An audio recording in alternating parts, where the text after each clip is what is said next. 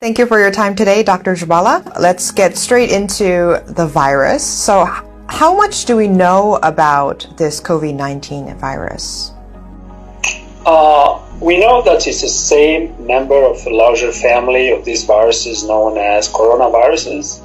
They actually exist everywhere. They spend a lot of their time with animals. So this is a third virus that has crossed. So we have SARS-1, MERS, and now SARS-2. We are beginning a completely uncharted journey with this virus. We don't understand a lot because the behavior is completely different. I was very surprised at the outbreak in China, the numbers of people that were infected in such a relatively small period of time. It's very unusual. This virus is much more aggressive and much more lethal. And for every virus, there is a certain level of lethality. There is a lethal dose. There is how much of this virus you need to have in your lungs before it kills you or before it makes you sick. With this virus, it's not very clear. It's actually very disturbing. There have been some interesting reports that they've had people who were sick and they were cured. They released them out of the hospital and then they got reinfected. The truth is very simple. The assays that we do every day to test this virus, they can only test a certain limit. And if the virus level goes below that threshold, you're not going to detect it. Meaning you're going to release the patient and say you're healthy enough to leave. What I find alarming is we are releasing all these patients, telling them they are virus-free, and they go back to the community. Many people, including me, we start calling it a very mysterious, very cryptic virus because we don't understand it, and it doesn't seem to only attack the lungs, it seems to also attack the heart, and it seems also to attack the liver. There's so many unknowns about this COVID-19, and China, the Chinese government, is responsible for this lack of information. Do you think this is actually becoming an obstacle for developing a vaccine sooner? China is not forthcoming with a lot of this information. This information is coming in different bits and pieces, and I think there are some fantastic people around the world that are spending time dissecting that information and putting it together. It's not so much for developing a vaccine, but to study the trajectory of where this virus is going. Right now we're in the middle of a storm, and a vaccine is not going to help. Even if we have a vaccine today, it's not going to help. I think people don't realize that vaccines don't work for every individual that gets the vaccine. Vaccine is a preventative thing. Vaccine is really helping your immune system to kickstart. Your immune system is really what protecting you. The vaccine is just helping, pointing to the immune system where to go.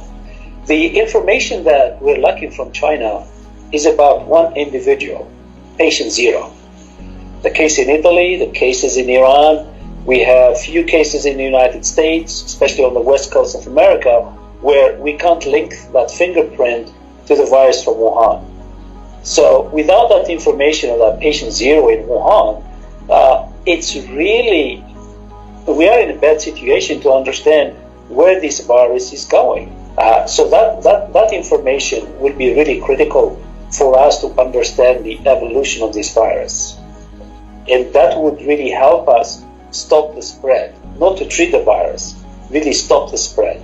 So you're saying that the patient zero is the key to understand the nature of this virus and contain this virus? So, yes, patient zero is really critical to tell us what were these, what we call advantageous mutations. One time it can infect us, that's the transition.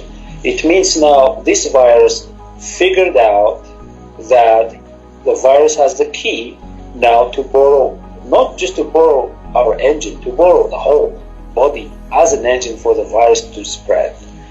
The only way to keep it at bay, if you have a very good vaccine that makes antibodies that's going to neutralize the virus and clear it, that's wonderful. But for 20 years, many companies, many researchers have promised us a virus for SARS version 1. And we are in 2020 and this vaccine doesn't exist.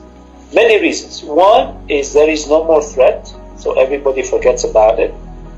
Two, they have tried and they have identified difficulties that these viruses are not amenable to a vaccine.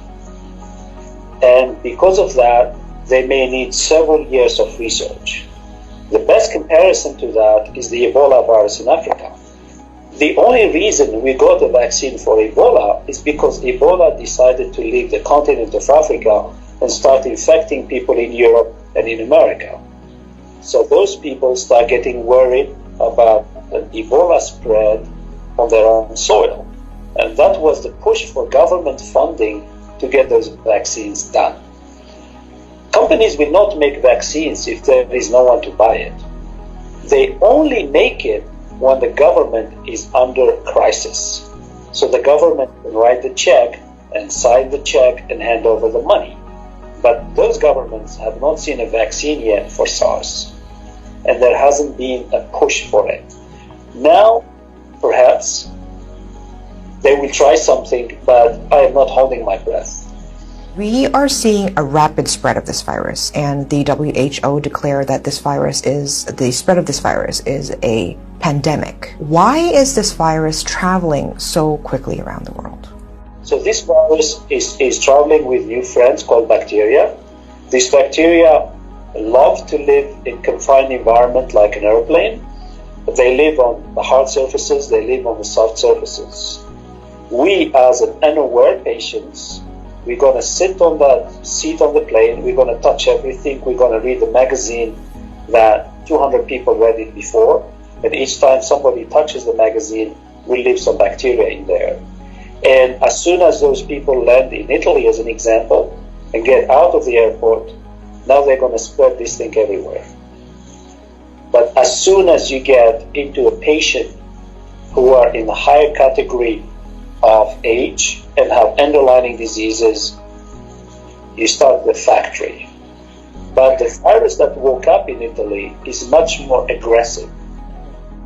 And the one who left the plane from China, mutations. And now it's much more aggressive that what's going on in Italy today, we can plot it on an exponential curve.